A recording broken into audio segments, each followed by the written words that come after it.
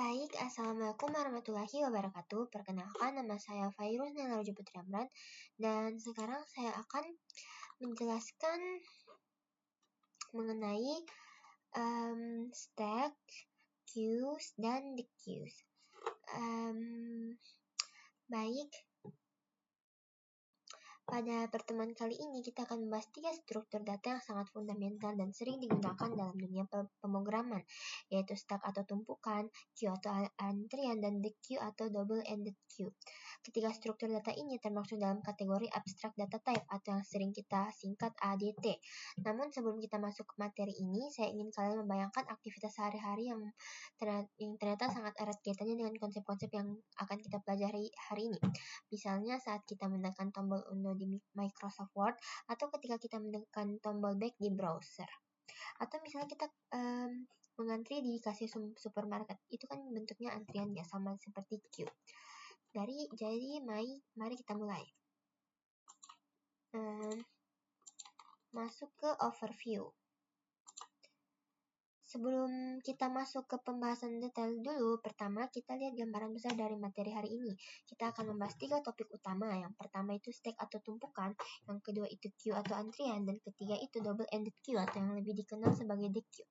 Ketiga struktur data ini memiliki hubungan yang erat satu sama lain.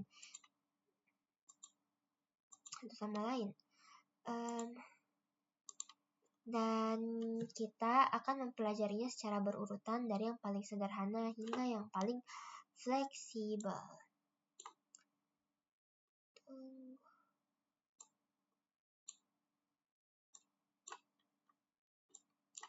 Baik, yang pertama itu pengertian dan contohnya. Ini stack. Tapi dia kebesaran. Kita kecilkan dulu setnya seperti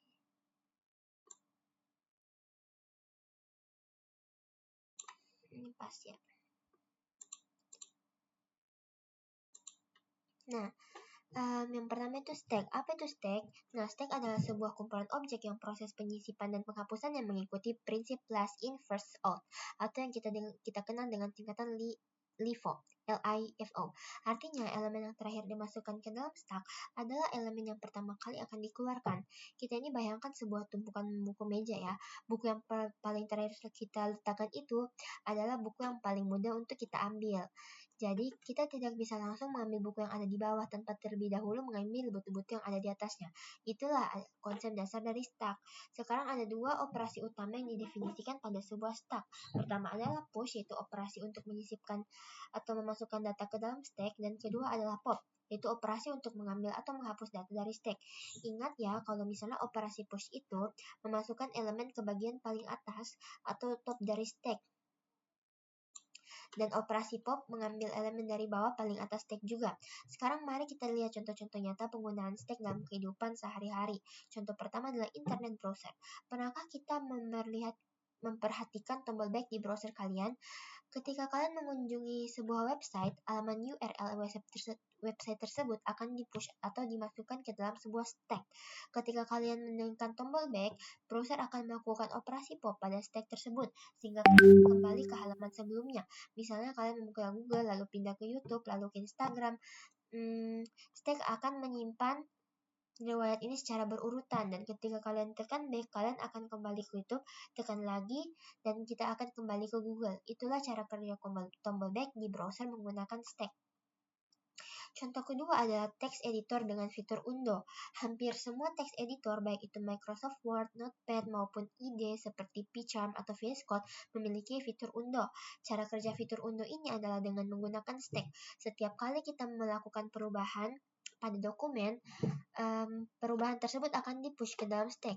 Jadi ketika kalian menekan CTRL-Z untuk undo, sistem akan melakukan pop pada stack sehingga perubahan terakhir yang kalian lakukan akan dibatalkan. Kalau misalnya tekan CTRL-Z lagi, perubahan sebelumnya pun ikut dibatalkan. Lalu kita masuk ke slide 4, yaitu di abstract data type.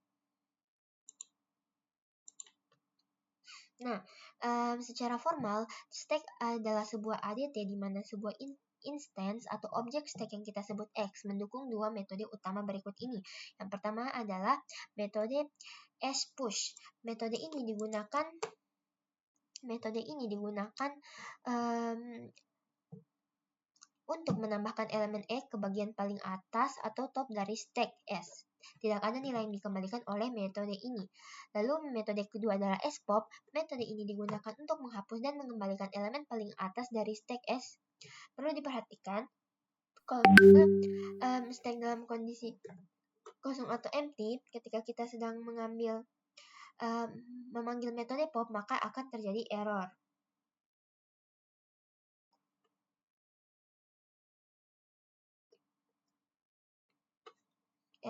Nah, selain dua metode utama tersebut, ada juga beberapa asesor metode atau metode tambahan yang berguna untuk kenyamanan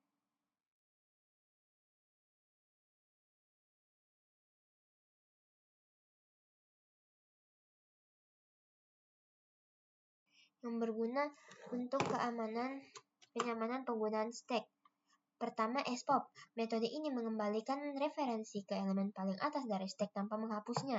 Jadi bedakan ya antara top dan pop. Kalau pop itu mengambil sekaligus menghapus elemen dari stack, sedangkan top itu hanya melihat elemen paling atas tanpa menghapusnya. Sama seperti pop.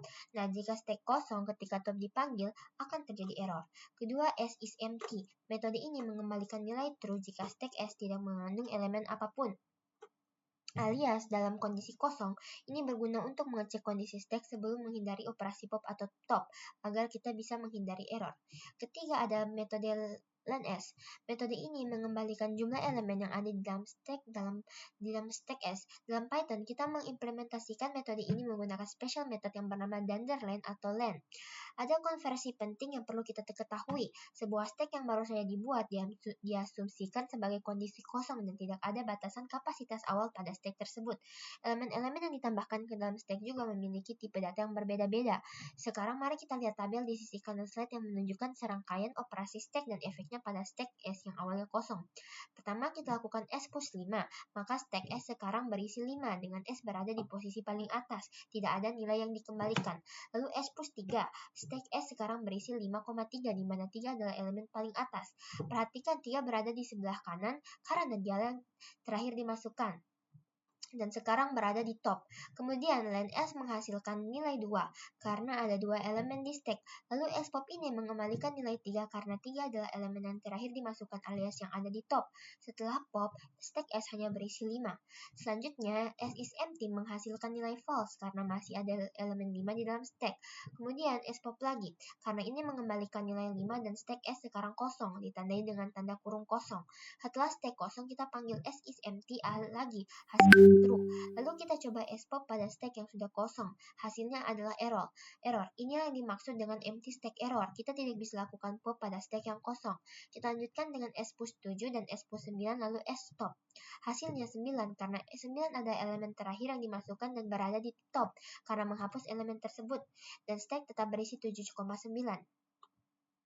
Kita lakukan S push 4 sehingga stack menjadi 794 dan S menghasilkan 3, spop mengembalikan 4, stack menjadi 7,9. Kemudian S push 6, S push 8, stack menjadi 7968, spop mengembalikan 8, stack kembali ke 796. Nah, sekarang kita masuk ke array based stack implementation. Itu ini.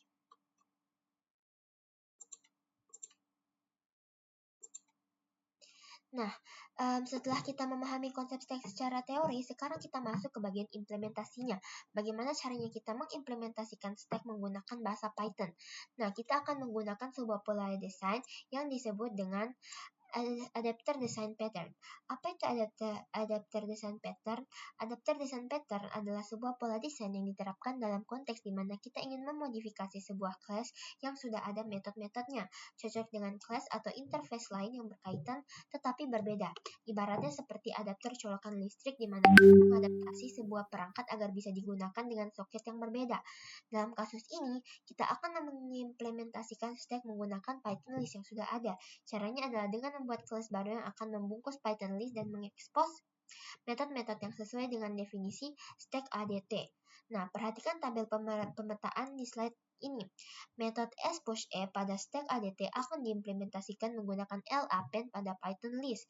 Metode spop akan menggunakan lpop. Metode spop akan menggunakan l-1, yaitu cara Python mengakses elemen terakhir. Metode sisempty akan menggunakan ekspresi len l sama dengan 0 dan ln s cukup menggunakan len l. Nah, perhatikan juga gambar di bawah tabel. Ada sebuah array dengan dua panah. Panah ke kiri menunjukkan lpop dan panah ke kanan menunjukkan lappend. Ini menggambarkan bahwa baik push atau pop terjadi di satu sisi yang sama, yaitu sisi kanan atau akhir dari array. Inilah yang membuat implementasi stack dengan Python list menjadi natural. Satu hal lagi yang perlu kita siapkan adalah mendefinisikan exception baru yang bernama empty. Kenapa perlu exception baru? Karena ketika kita mencoba melakukan pop atau top pada stack yang kosong, exception yang lebih tepat dan informatif adalah empty daripada index error yang biasanya muncul ketika kita mencoba mengakses elemen dari list yang kosong. Lalu kita masuk ke slide 6. Ya.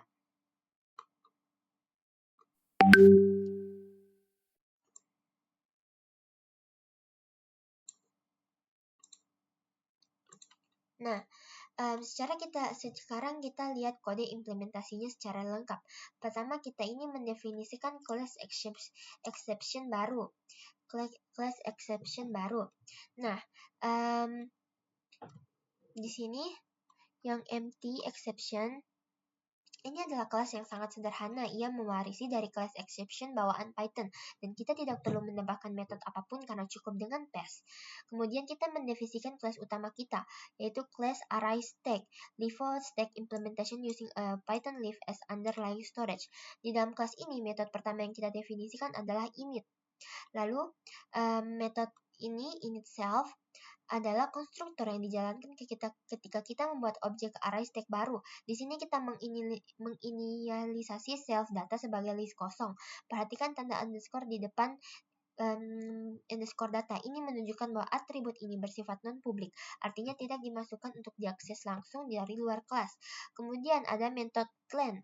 Nah, ini adalah special method yang memungkinkan kita menggunakan fungsi len pada objek ArrayStack kita. Caranya cukup mengembalikan panjang dari list internal underscore data, lalu method isEmpty. Nah, method isEmpty ini simple. Cukup cek apakah panjang data sama dengan 0, kemudian method push. Nah, ini menggunakan append di Python list untuk menambahkan elemen baru di akhir list yang secara logis merupakan bagian top dari stack kita. Kemudian method top. Nah, metode ini mengecek apakah ada stack kosong. Jika kosong, raise empty exception. Jika tidak, kembalikan elemen terakhir menggunakan index minus Python. Dan terakhir, metode pop. Nah, di sini, sama seperti pop, top, cek kosong dulu lalu panggil self data pop. Lalu panggil self data pop yang akan menghapus dan mengembalikan elemen terakhir dari list. Nah, di bagian kanan slide kita bisa lihat contoh penggunaan class ini. Kita buat objek as ArrayStack. Kita buat objek dia as ArrayStack. Lalu melakukan berbagai operasi push dan pop, dan hasilnya sesuai dengan stack yang sudah kita diskusikan sebelumnya pada operasi stack. Outputnya menunjukkan stack berisi 5,3 ketika kita print dengan tanda lebih besar menunjukkan posisi top. Lalu masuk ke slide 7.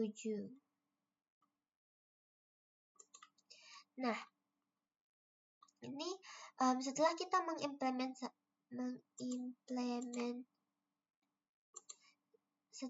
mengimplementasikan stack, sekarang saatnya kita menganalisis performanya menggunakan notasi big null. Pertama, implementasi untuk metode pop isEmpty dan len semuanya berjalan dalam waktu konstan atau 0,1. Bahkan dalam kasus terburuk, Dalam kasus terburuk ini adalah operasi-operasi tersebut hanya melakukan satu langkah sederhana, tidak bergantung pada jumlah elemen dalam stack. Kedua, untuk metode push dan pop, waktu eksekusinya adalah 01 yang diamortisasi atau disebut amortize 01. Apa artinya diamortisasi? Dalam kondisi normal, operasi push dan pop berjalan dalam 01. Namun sesekali ketika Python list perlu diperbesar ukuran internal arraynya karena kapasitas sudah penuh, operasi tersebut bisa memakan waktu ON dalam kasus terburuk. Akan tetapi, jika kita rata-ratakan dari banyak operasi, biaya per operasi tetap 01. Inilah yang disebut amortized analysis. Ketiga, penggunaan memori untuk stack adalah 0n, di mana n adalah jumlah elemen yang tersimpan. Keempat, ada catatan penting tentang efisiensi praktis. Dalam praktek, lebih efisien membuat list dengan panjang n sejak awal daripada memulai dengan list kosong dan melakukan append 0n. Melakukan append sebanyak n kali, meskipun keduanya sama-sama berjalan dalam 0n secara teoritis.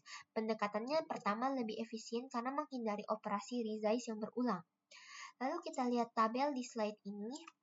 Semua operasi yaitu push pop, top, is empty, dan len s memiliki running time 01. Hanya push dan pop yang punya tanda bintang yang menunjukkan bahwa itu adalah amortized bound.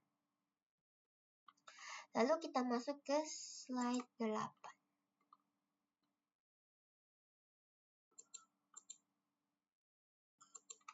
Nah, sekarang kita akan melihat salah satu aplikasi menarik dari stack, yaitu membalik urutan data. Yang dimana sebagai konsekuensi dari prinsip LIFO yang dimiliki stack bisa digunakan sebagai alat umum untuk membalik urutan sebuah eksekusi data. Nah, pikirkan logikanya. Jika kita push semua elemen secara berurutan ke dalam stack, lalu kita pop satu persatu, maka elemen yang keluar pertama kali adalah elemen terakhir yang kita masukkan. Hasilnya adalah urutan yang terbalik. Beberapa contoh penggunaan: yang pertama itu mencetak baris-baris dalam sebuah file dalam urutan terbalik. Kedua itu membalik urutan elemen dalam sebuah list menggunakan stack. Dan ketiga, membalik urutan elemen yang tersimpan di dalam stack itu sendiri. Nah, sekarang mari kita lihat kode yang ada di slide ini. Nah, fungsi reverse file ini bekerja seperti: pertama, buat objek array stok kosong; kedua, buat file dan baris per baris; lalu push setiap baris ke stack. Ketiga, buka file lagi dalam pop mode write yang akan menimpa isi file lama, lalu lakukan pop pada stack dan tulis hasilnya ke file. Nah, dari output di bawah kode kita bisa melihat bahwa file yang awalnya berisi I am going home, today is holiday, setelah diproses refill file menjadi today is a holiday, I am going home. Urutan barisannya terbalik. Konsep yang sederhana tapi sangat powerful ini ya. Nah, kita lanjut ke slide 9. Nah, sekarang kita akan membahas aplikasi stack yang lain yang sangat berguna dalam dunia komputer, yaitu pencocokan data kurung atau matching parenthesis. Coba bayangkan sebuah ekspedisi matematika atau kode program seperti 5 tambah X kurang Y tambah Z. Nah, kita ini perlu memastikan bahwa setiap tanda kurung buka memiliki pasangan tanda kurung tutup yang sesuai. Inilah masalah matching parenthesis, dan stack adalah solusi yang elegan untuk masalah ini. Nah, algoritmanya ini bekerja seperti berikut. Kita lakukan pemindaian dari kiri ke kanan pada seluruh ekspresi menggunakan stack S untuk memfasilitasi pencocokan simbol-simbol pengelompokan.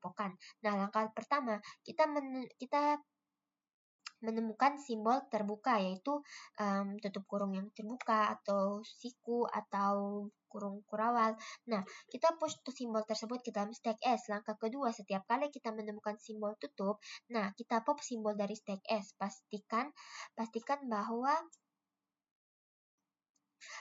bahwa stack tidak kosong sebelum pop. Kemudian kita cek apakah simbol yang baru saja di pop merupakan pasangan yang valid dari simbol tutup yang baru kita temukan. Misalnya kita menemukan simbol buka kurung tertutup, maka simbol yang di pop adalah harusnya buku tutup kurung terbuka. Nah, langkah ketiga, jika kita sudah berhasil sampai di akhir ekspedisi dan stack dalam kondisi kosong, berarti ekspresi tersebut sudah properly match atau semua tanda kurung sudah berpasangan dengan benar. benar. Nah, jika pada suatu saat kita mencoba pop dari stack yang kosong, maka atau tidak, jika pasangan tanda kurungnya tidak cocok, maka ekspresi tersebut tidak valid. Nah, sekarang kita bahas kompleksitas. Kompleksitas waktu dari algoritma ini. Runtime complexity-nya adalah 0n, yang dimana n adalah jumlah karakter dalam ekspresi. Alasannya adalah sebagai berikut. Nah, sebuah ekspresi dengan n karakter atau akan melakukan paling banyak n kali push dan n kali pop. Setiap operasi push dan pop berjalan 0, 1, jadi kompleksitasnya adalah 0n. Nah, selain itu, pengecekan apakah sebuah karakter termasuk simbol buka atau tutup dilakukan dengan mengecek membership dalam string lefty dan righty yang ukurannya tetap, sehingga operasi ini berjalan dalam waktu konstan 0,1. Nah, dari contoh kode di sini kita bisa lihat bahwa X mana ya tadi ini ya, yang ini menghasilkan false, artinya tidak valid. Sedangkan ekspresi yang kedua ini menghasilkan true, artinya valid. Nah, coba kita cek kembali. Ada perbedaan pada tanda kurung di kedua ekspresi tersebut. Lalu kita lanjut ke slide 10 ya.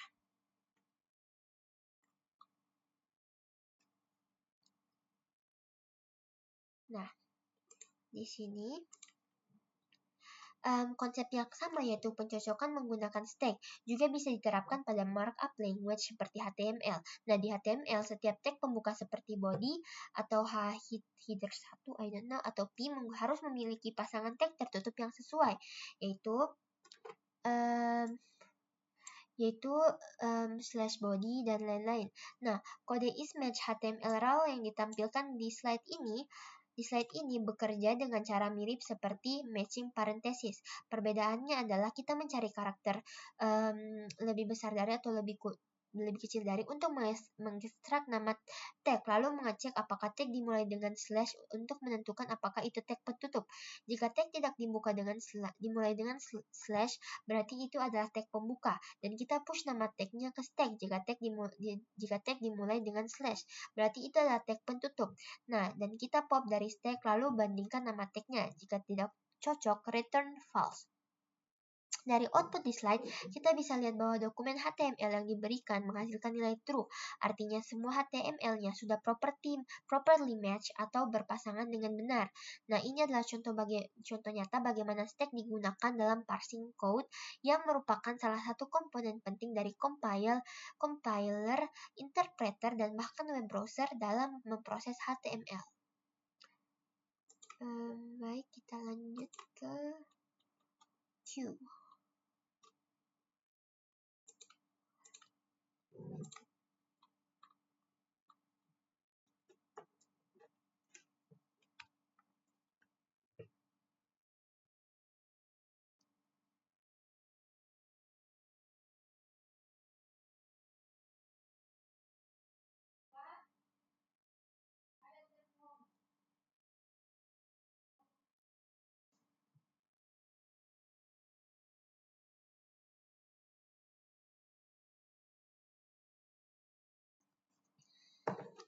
Nah, kita masuk ke queue atau antrian. Jadi queue itu adalah sepupu dekat dari stack. Nah, apa perbedaan utamanya? Queue adalah komponen objek yang proses penyisipan dan penghapusannya mengikuti prinsip first in first out atau disingkat FIFO. Artinya, elemen yang pertama kali masuk adalah yang pertama kali keluar, berbeda dengan stack yang menggunakan prinsip LIFO. Nah, kita bayangkan ini ya, antrian kasir di supermarket. Orang pertama datang dan mengantri adalah orang pertama dilayani. Orang yang baru datang harus mengantri di belakang. Elemen bisa dimasukkan kapan saja, tetapi hanya elemen yang sudah berada paling lama dalam antrian bisa dihapus berikutnya. Nah, contoh nyata dari queue dalam kehidupan sehari-hari. Pertama, misalnya orang-orang mengantri untuk naik wahana di tempat hiburan. Nah, mereka itu berbaris dan orang yang datang lebih dulu mendapat giliran lebih awal. Lalu kedua, panggilan telepon yang diarahkan ke pusat layanan pelanggan. Ketika banyak pelanggan mencoba menelpon secara bersamaan, panggilan-panggilan tersebut dimasukkan ke dalam sebuah call queue, dan agen layanan pelanggan akan melayani panggilan berdasarkan urutan masuknya yang pertama kali menelepon. Nah, gambar di slide menunjukkan dua ilustrasi. Yang pertama, gambar A menunjukkan orang mengantri di loket tiket wahana. Kedua, gambar B menunjukkan sebuah call center dengan call queue yang dimana panggilannya dari pelanggan masuk ke dalam antrian dan dilayani secara berurutan. Lalu kita masuk ke slide 13 dan 12.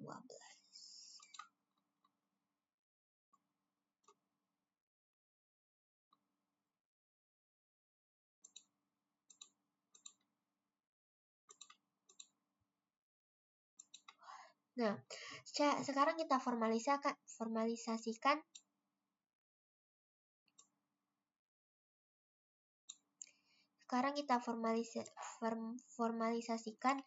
queue sebagai sebuah abstrak data type. Nah, secara formal, QADT mendefinisikan sebuah koleksi yang menjaga objek-objek dalam urutan tertentu di masa akses dan penghapusan elemen dibatasi hanya pada elemen pertama dalam antrian, dan penyisipan elemen dibatasi hanya di bagian belakang antrian. Dengan kata lain, aturan FIFO ditetapkan juga pada sequence tersebut. Nah, QADT mendukung dua metode fundamental untuk sebuah queue key. Yang pertama, key and queue. Metode ini menambahkan elemen E ke bagian belakang atau back dari queue. Ini adalah operasi untuk memasukkan elemen ke dalam antrian. Kedua yaitu key dequeue, yang dimana metode ini menghapus dan mengembalikan elemen pertama dari queue key. Jika queue error kosong saat dequeue dipanggil, akan terjadi kode error. Ini adalah operasi untuk mengambil elemen dari antrian sesuai aturan FIFO. Nah, selain dua metode tersebut, ada juga asesor metode tambahan. Yang pertama itu adalah queue first, yaitu mengembalikan referensi ke elemen paling depan dari queue key tanpa menghapusnya. Analoginya sama seperti stop pada stack, tapi untuk queue is empty mengembalikan true jika queue tidak mengandung elemen apapun. Lalu ada len key. Nah, len key ini mengembalikan jumlah elemen dalam queue diimplementasikan dengan special method len di Python. Nah, kita masuk ke slide 13.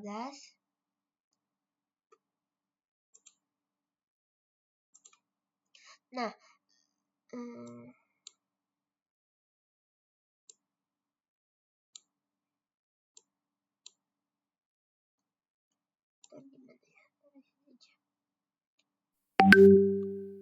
Nah, sama seperti pada stack, secara konvensi queue yang baru dibuat diasumsikan kosong, tidak ada batasan kapasitas awal, dan elemen yang ditambahkan bisa memiliki tipe data yang berbeda. Nah, mari kita ikuti tabel operasi di slide 13. Nah, kita mulai dengan queue key yang kosong. Key and Q 5, Q menjadi 5. 5 berada di posisi front. Key and Q3, Q menjadi 5,3. 5 ini masih di depan dan 3 di belakang.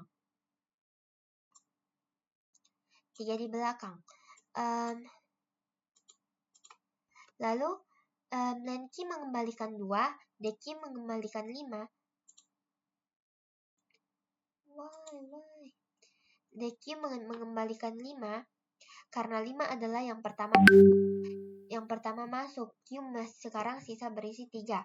Nah, key is empty itu artinya false. Kenapa? Karena masih ada 3. Lalu key dequeue mengembalikan 3 dan key kosong. Key is empty true. Lalu key dequeue error karena key kosong. Kemudian kita lanjutkan key and key 7, key and key 9. Q menjadi 7,9. Lalu key first mengembalikan 7 tanpa menghapus, Q tetap 7,9. Key and Q 4, Q menjadi 794 dan len key menjadi 3. Nah, key dequeue mengembalikan 7, Q menjadi 9,4. Nah, perhatikan pola FIFO ini, yang pertama masuk, paling pertama keluar, sangat berbeda dengan stack. Lalu kita lanjut ke slide 14, yaitu array-based queue implementation. Nah, sekarang kita bahas implementasi queue menggunakan array. Ada beberapa pendekatan yang bisa kita gunakan. Yang pertama itu, yang paling sederhana adalah menggunakan append E untuk menambahkan elemen di akhir list saat end queue, dan menggunakan pop untuk menghapus elemen dari list saat di queue. Nah, kita lihat gambar di slide ini. Menambahkan elemen dari sisi kanan array, operasi end queue, sedangkan pop 0 mengambil elemen dari sisi kiri array operasi DQ. Namun, implementasi ini memiliki masalah serius dari segi performa. Operasi pop 0 adalah operasi yang tidak efisien. Mengapa? Karena ketika kita menghapus elemen pertama dari sebuah list Python, semua elemen lainnya harus digeser dari sebuah list Python. Untuk semua elemen lainnya harus digeser satu posisi ke kiri untuk mengisi kekosongan. Nah, jika ada n elemen, maka ada n kurang satu pergeseran yang harus dilakukan. Oleh karena itu, operasi DQ dengan pop memiliki kompleksitas waktu 0n atau theta n, bukan 01. Ini sangat tidak efisien, terutama untuk Q yang besar. Jadi, implementasi pertama ini valid secara fungsional, tetapi tidak efisien, karena kita membutuhkan pendekatan yang lebih baik. Lalu kita masuk ke array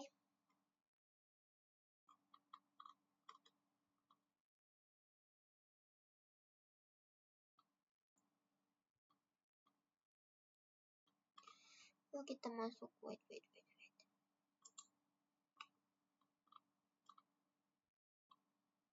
Nah, lalu kita masuk ke implementasi kedua. Nah, kita ini mencoba memperbaiki kelemahan dari implementasi pertama. Cara menambahkan elemen tetap sama seperti sebelumnya, yaitu menggunakan append yang berubah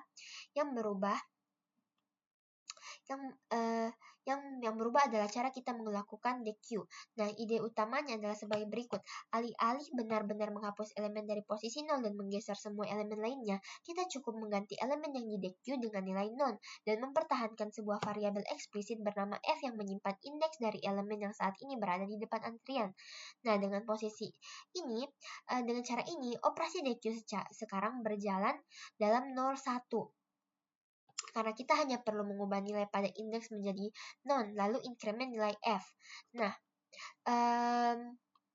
namun implementasi ini memiliki kelemahan baru, yaitu kebutuhan memori menjadi 0M, di mana M adalah jumlah total operasi NQ yang pernah dilakukan, dan M bisa lebih besar dari N, yaitu jumlah elemen aktual yang ada di Q.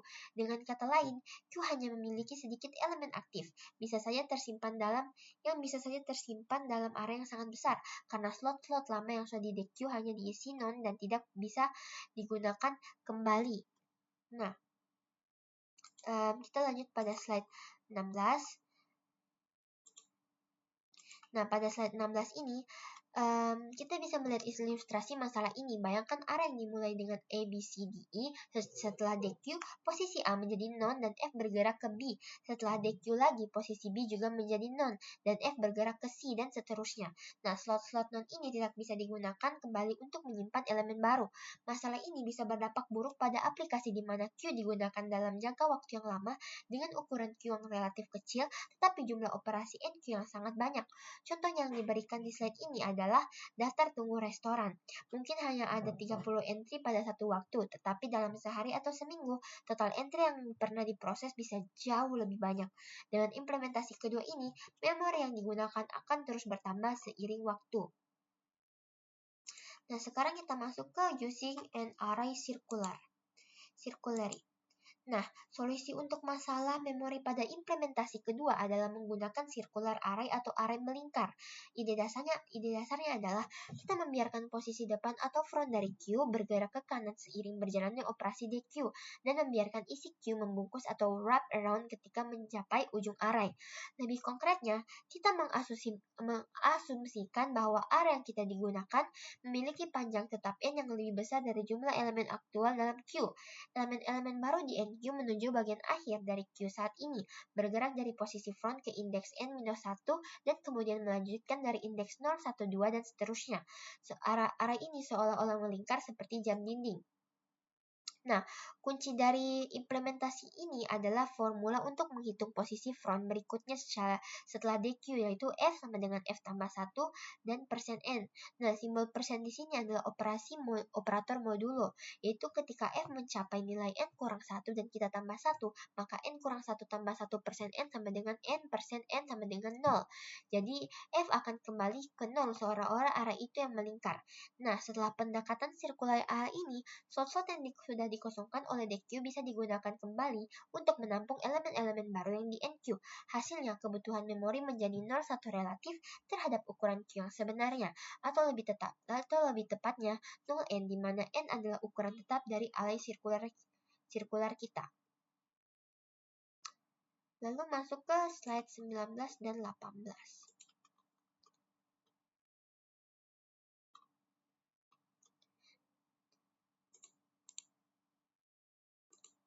Nah, sekarang kita lihat implementasi lengkap Q dalam Python menggunakan circular array. Class array Q yang kita buat secara internal mempertahankan 3 instance variabel. Pertama, data adalah referensi ke sebuah list Python dengan kapasitas tetap. Ini adalah storage utama kita. Kedua, size adalah integer yang mempresentasikan jumlah elemen aktual yang tersimpan dalam Q saat ini.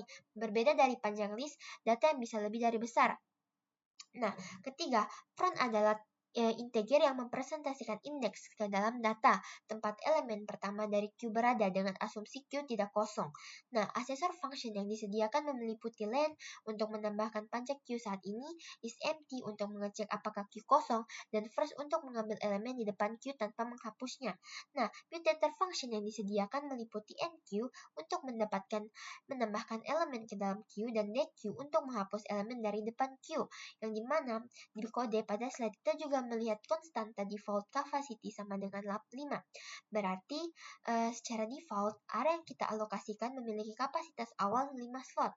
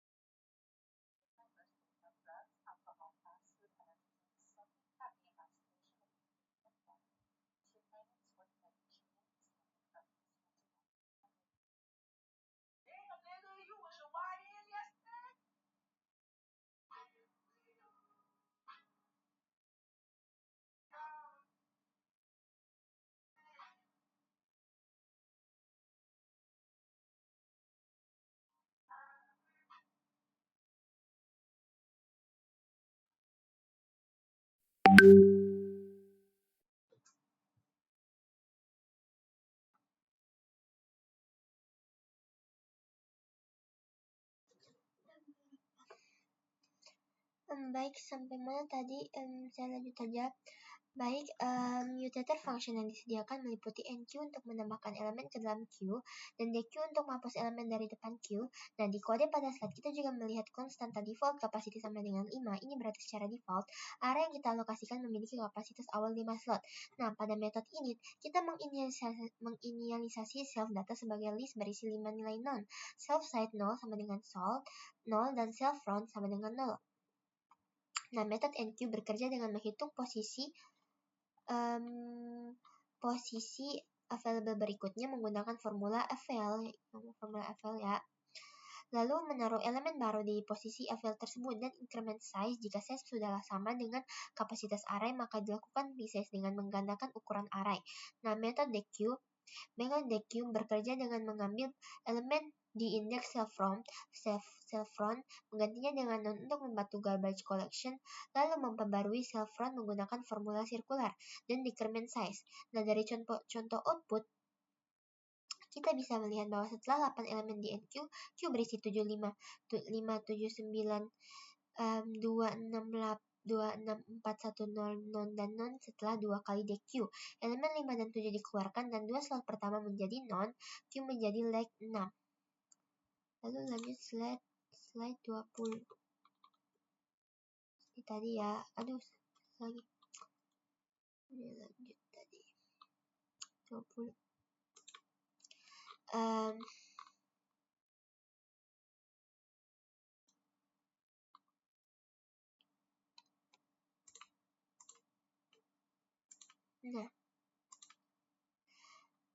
mari kita rangkukan mekanisme penambahan dan penghapusan elemen serta resizing. Untuk operasi NQ, indeks di tempat elemen baru akan ditambahkan dihitung dengan avail, self-round tambah self size persen length self data. Ini memastikan elemen baru selalu diletakkan tepat di belakang elemen terakhir dengan mempertimbangkan sifat melingkar dari array. Untuk operasi deque, nilai pada indeks self-round dikembalikan dan direferensikan ke non. Kemudian front diperbarui ke posisi berikutnya. Self-round tambah 1% length self data. Sekarang tentang resizing, ketika ukuran Q sama dengan kapasitas array yang mendasarinya. Artinya array sudah penuh, maka kapasitas penyimpanan digandakan. Referensi dari list lama disalin ke list baru yang lebih besar. Yang menarik, saat proses transfer ini, kita sengaja memposisikan ulang atau realign front dari Q ke indeks 0 pada array baru. Ini membuat pengelolaan array menjadi lebih bersih. Nah, gambar di slide menunjukkan proses ini dengan jelas. Array lama yang melingkar dengan front di tengah setelah resize menjadi array baru yang lebih panjang dengan front di posisi 0.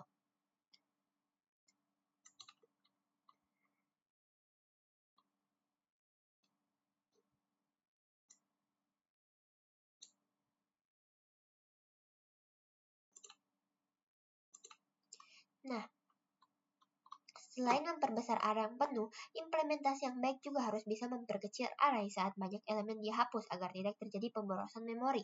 Nah, pendekatan yang robust adalah dengan memperkecil array menjadi setengah dari ukuran saat ini setiap kali jumlah elemen yang tersimpan turun di bawah 1/4 dari kapasitas array. Nah, dengan strategi gabungan antara doubling saat penuh dan halving saat terlalu kosong ini, penggunaan memori secara keseluruhan menjadi 0n atau theta n, di mana n adalah jumlah elemen aktual. Ini adalah trade-off yang baik antara waktu dan memori. Lalu masuk ke analyzing the array-based Q implementation. Nah, mari kita lihat tabel analisis performa dari implementasi Q berbasis array yang sudah kita bangun. Semua operasi utama berjalan dalam waktu yang sangat efisien. Q&Q memiliki running time 01 amortize, deque juga 01 amortize, key first Q is empty, dan length key semuanya berjalan dalam 01 murni tanpa amortisasi. Nah, tanda bintang pada NQ dan deque menunjukkan amortize bound dengan alasan yang sama seperti pada stack, yaitu sesekali ada operasi resize yang membutuhkan 0n waktu, tetapi jika dirata-ratakan per operasi tetap 0n. Nah, secara keseluruhan, implementasi Q berbasis circular array ini sangat efisien dan merupakan pilihan yang tetap untuk kebanyakan use case. Lalu kita masuk ke double-ended queues. Nah, kita masuk topik ketiga dan terakhir, yaitu deque atau double-ended queue yang diucapkan sebagai DEQ. Nah, DEQ adalah struktur data mirip queue yang mendukung penyisipan dan penghapusan di kedua ujung, baik di bagian depan front maupun di bagian belakang back dari queue. Inilah yang membuat deque lebih fleksibel dan lebih umum daripada stack maupun deque biasa. Nah, deque ADT lebih general daripada stack ADT maupun queue ADT karena deque bisa berfungsi sebagai keduanya. Nah, contoh penggunaan deque yang menarik diberikan dalam konteks daftar tunggu restoran. Pertama, kadang-kadang orang yang ada di depan antrian bisa dihapus dihapus dari antrian hanya untuk kemudian dimasukkan kembali di posisi pertama karena meja belum tersedia. Untuk kasus ini, kita butuh kemampuan menambahkan elemen di depan yang tidak bisa dilakukan oleh queue biasa. Kedua, pelanggan yang berada di akhir antrian mungkin menjadi tidak sabar untuk memutuskan untuk pergi meninggalkan restoran. Untuk kasus ini, kita perlu kemampuan menghapus elemen dari belakang yang juga tidak bisa dilakukan oleh queue biasa. Nah, kedua skenario ini membutuhkan fleksibilitas deck queue atau deck. Nah, deck queue abstract type. Yang pertama itu adalah the at first, menambahkan elemen E ke bagian depan dari deck D. Lalu ada the at last E, menambahkan elemen E ke bagian belakang dari deck D. Lalu di delete first, menghapus dan mengembalikan elemen pertama dari deck D jika deck kosong terjadi error. Lalu ada di delete last, menghapus dan mengembalikan elemen terakhir dari deck D jika deck kosong terjadi error. Nah, perhatikan, ini lebih lengkap dari stack maupun queue. Pada stack kita hanya bisa push pop dari satu ujung, queue kita hanya bisa NQ dari belakang dan queue dari depan. Pada deck, kita bisa tambah dan menghapus dari kedua ujung. Setelah itu ada asesor meta tambahan. Yang pertama the first, mengembalikan elemen pertama tanpa menghapusnya, error jika kosong. The last, mengembalikan elemen terakhir tanpa menghapusnya, error jika kosong. Lalu the is empty, mengembalikan true jika deck queue kosong. Lalu D mengembalikan jumlah elemen pada deck D. Lalu kita masuk ke slide 25. Nah, implementasi deck queue dengan circular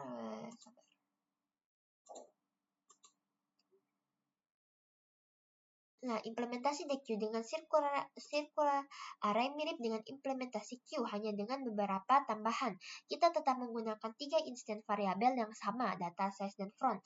Posisi belakang dari deck queue dihitung secara formula, itu back, self, front, self, side, persen self data.